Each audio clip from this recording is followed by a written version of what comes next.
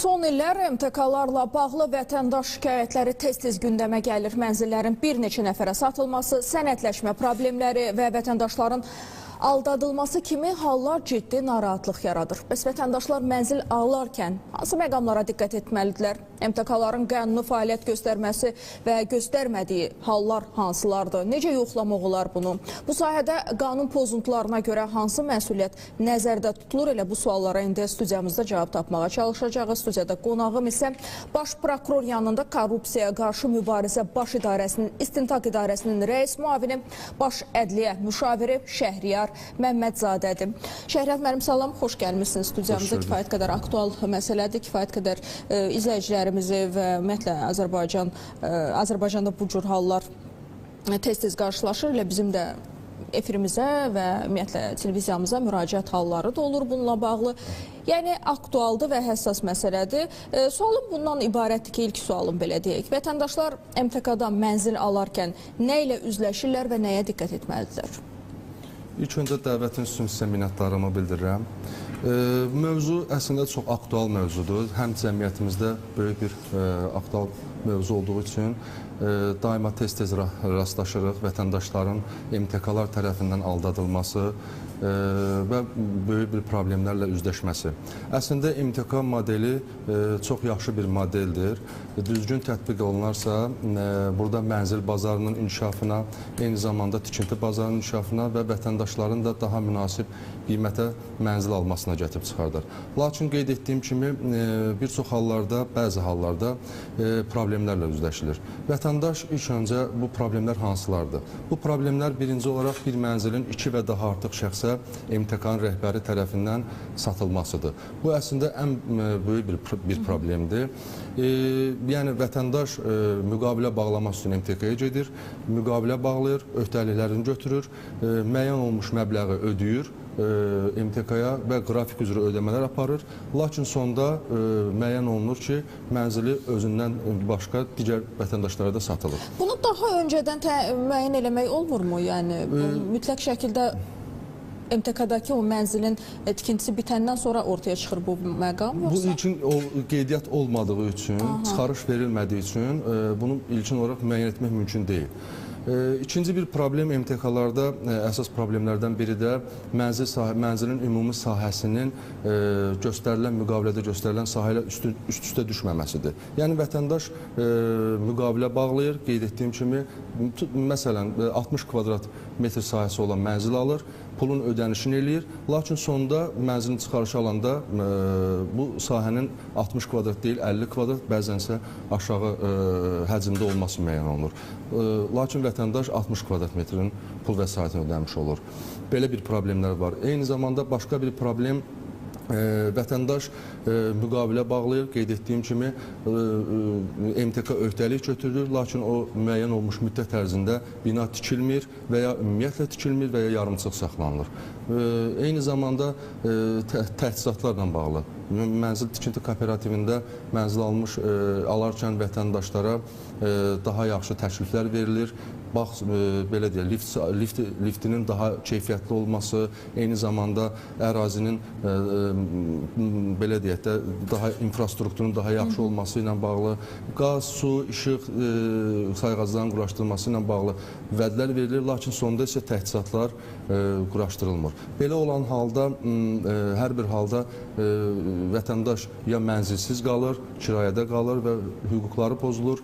Belə olan halda məhkəməyə müraciət edir, hüquq mühafizə orqanlarına müraciət edir və son nəticədə isə zərər çəkmiş şəxslərimizə, vətəndaşlara istər maddi, istər mənəvi zərər dəymiş olur.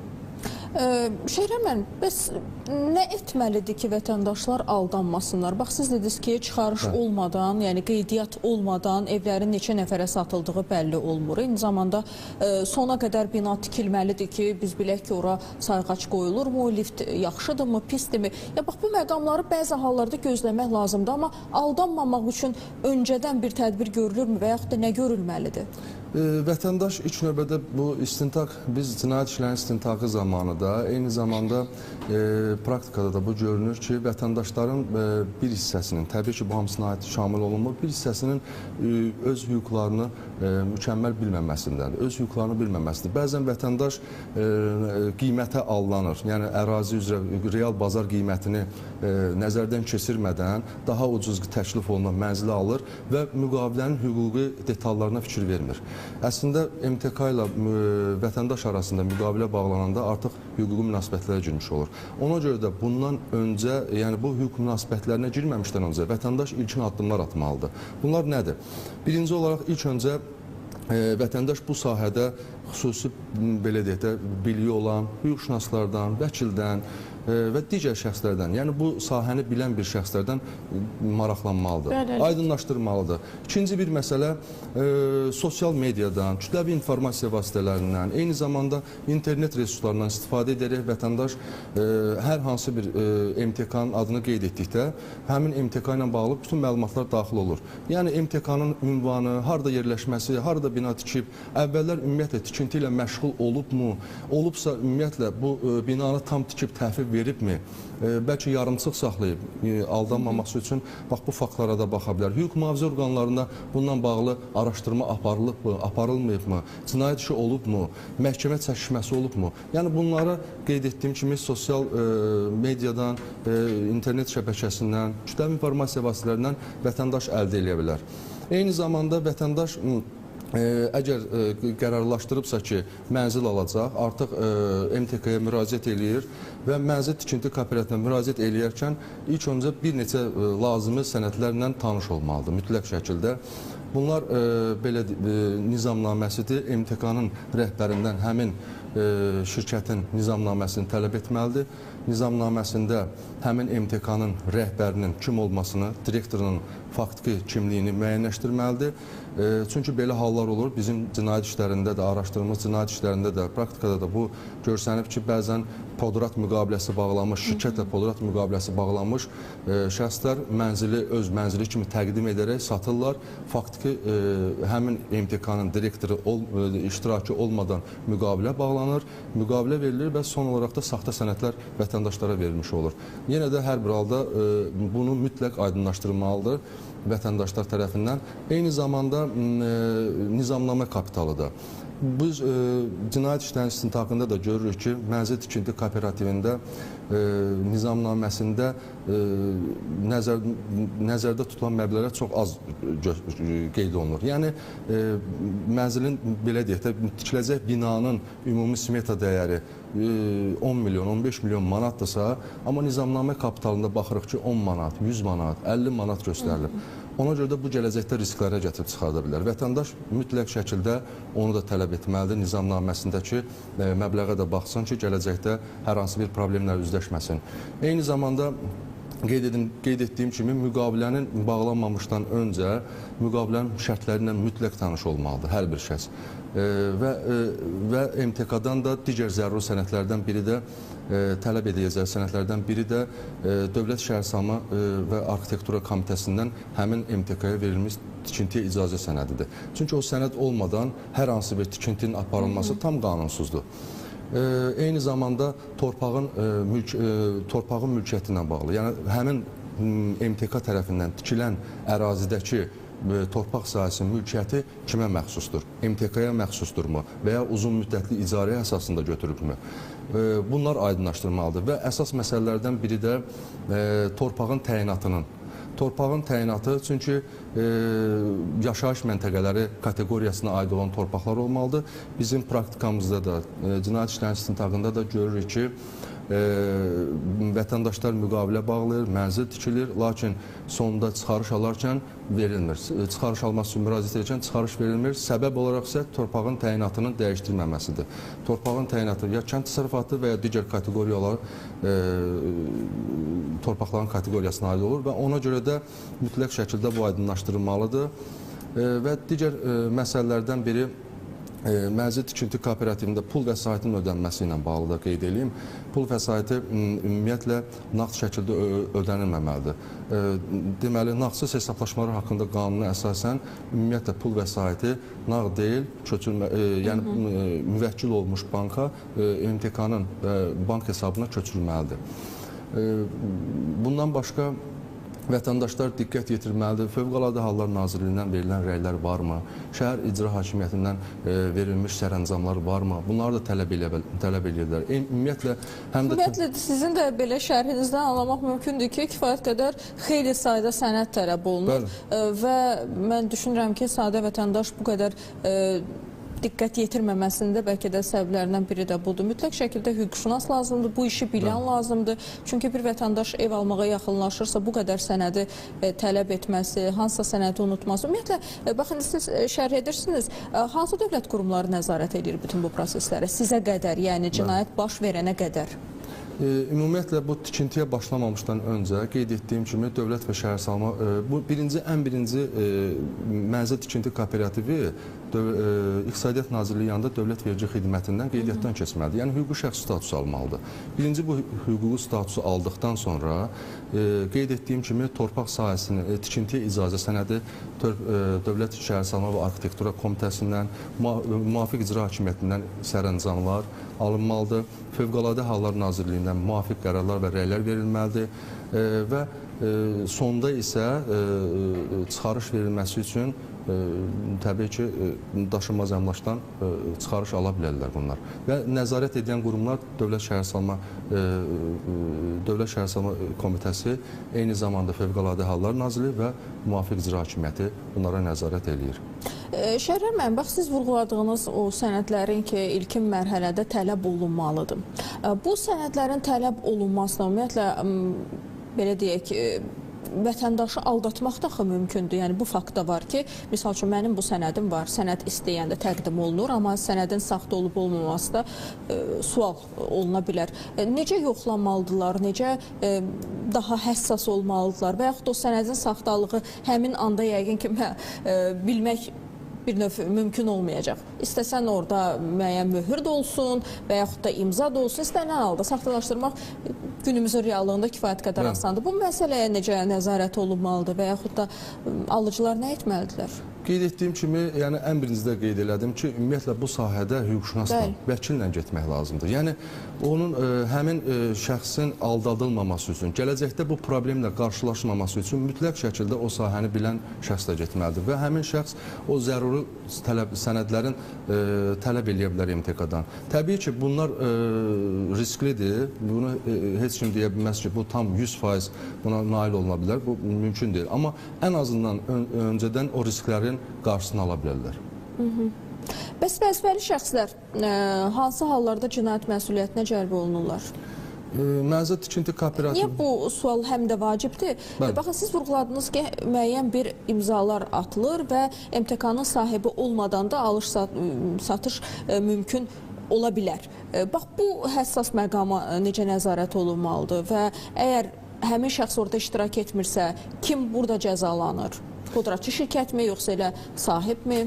Qeyd edeyim ki, birinci sualınızla bağlı, deməli, mənzil tikinti kooperativinin vəzifəli şəxsləri qeyd etdiyim kimi, əgər bir mənzili 2 və daha artıq şəxsə satmış olarsa, artıq burada dələduzluq və aldatma və etibardan sui-istifadə etmə cinayətin tərkib əlamətləri yaranır, vəzifə səlahiyyətlərindən sui-istifadə və eyni zamanda vəzifə saxtakarlığı. Əgər əməlində digər cinayət məcəlləsinin digər tərkib əlamətləri olarsa, bu cinayət məsuliyyətə cəlb olunur. Və cinayət məsuliyyətinə cəlb olunarkən birinci, ilk növbədə istintaq qurumu olaraq biz zərərçəkmiş şəxslərin dairəsini birinci müəyyənləşdiririk ki, ümumiyyətlə zərərçəkmiş nə qədərdir, yəni və üstəcə vurulmuş ziyanın məbləği nə qədərdir. Və ondan sonra təqsirli olan şəxslərin məsuliyyətə cəlb olunur və həmin şəxslərin əgər istintaq dövründə cinayət yolu ilə, daha doğrusu əldə olunmuş əmlakı müəyyən olunarsa, həmin əmlaklar üzərinə də müvafiq məhkəmənin qərarı ilə həbs qoyulur. Eyni zamanda banklarda hər hansı bir pul vəsaitləri olarsa, həmin cinayət yolu əldə olunduğu müəyyən olunarsa və onların da üzərinə həbs qoyulur və gələcəkdə məhkəməyə göndərilməklə həmin əmlakların xüsusi müsadirəsi üçün təklif olunur. Onda anladığım qədərilə həmin o həbs qoyulan məbləğdən də zərər çəkənə həmin o dəymiş ziyan ödənilir. Bəs yaxşı, günümüzün reallığında fakt ondan ibarətdir ki, bəzi şəxslər heç öz adlarına heç nə saxlamırlar, öz adlarında heç nə yoxdur. Bəs bu cür hallarda nə etməli və zərər çəkənə ümumiyyətlə o məbləğ necə ödənilir? Bəli, bu cinayət işinin istintaqı zamanı bir çox hallarda təbii ki, bu ziyanın ödənilməsinin tam şəkildə ödənilməsi bu mümkün olmur. Vətəndaşın təqsirləndirilən şəxsin və ya şəxslərin əmlakı olmur, müəyyən ümumiyyətlə əmlakı çıxmır. Belə olan halda bir vətəndaşlara vurulmuş ziyanın tam şəkildə ödənilməsinin mümkün olmur. Ancaq son illərdə dövlət tərəfindən aparılmış, belə deyək də, dövlət tərəfindən bir qayğı olaraq vətəndaşların hüquqlarının bərpası məqsədi ilə dövlət bəzi hallarda onu öz öhdəliyinə götürərək həmin zərər çəkmiş şəxslərə vurulmuş ziyanın ödənməsini təmin etmişdir. Bəs belə hal düşünək ki, həmin siz vurğuladığınız kimi adında heç nə yoxdur, heç bir mülkü yoxdur, hesabda da pulu yoxdur və zərər çəkən şəxs deyir ki, mən ev almışam, mənzil almışam, müəyyən illər çərçivəsində bunu ödəmişəm və hazırda evim yoxdur və cinayət məsuliyyətinə cəlb olunan şəxs də deyir ki, pulum yoxdur, mən gedirəm həbsə. Bu cür hallarda dövlət qurumları mı ödəyir bu pulu və yaxud da hansı, necə təmin olunur və yaxud da zərər çəkən elə evsiz qalır, yenidən sıfırdan başlayır?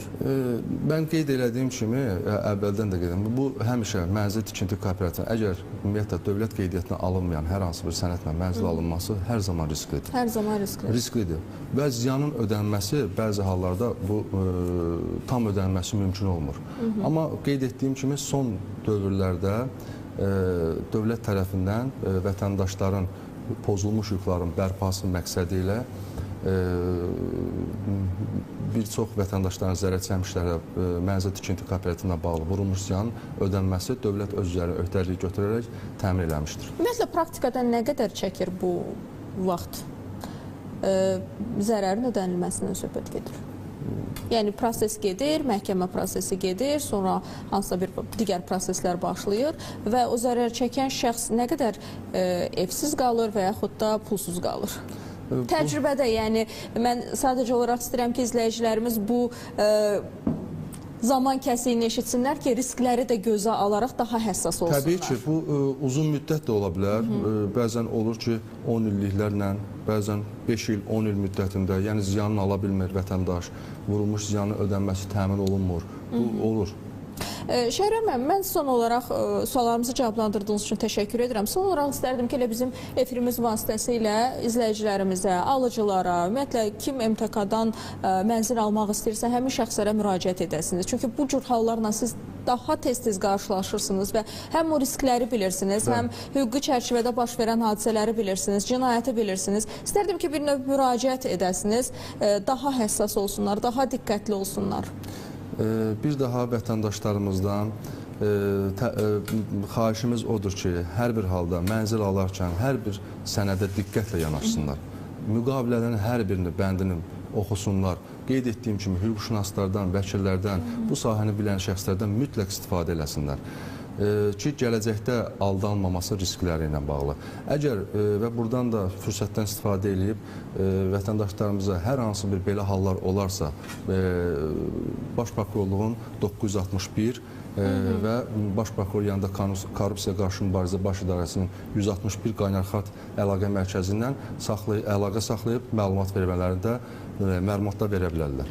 Çox sağ olun Şəhriyar müəllim. Təşəkkür edirik ki, bu cür aktual və həssas mövzu ilə bağlı suallarımızı cavablandırdınız və ümid edək ki, izləyicilərimiz, alıcılar eşitdilər. Təşəkkürlər studiyamıza gəldiyiniz üçün. Qonağım isə, çox sağ olun. Qonağım isə Baş Prokuror yanında Korrupsiya Qarşı Mübarizə Baş İdarəsinin, İstintaq İdarəsinin rəis müavini, Baş Ədliyyə Müşaviri Şəhriyar Məmmədzadə idi. Biz onunla birlikdə MTK-lardan ev alarkən nələrə diqqət edilməli mövzusuna toxunduq.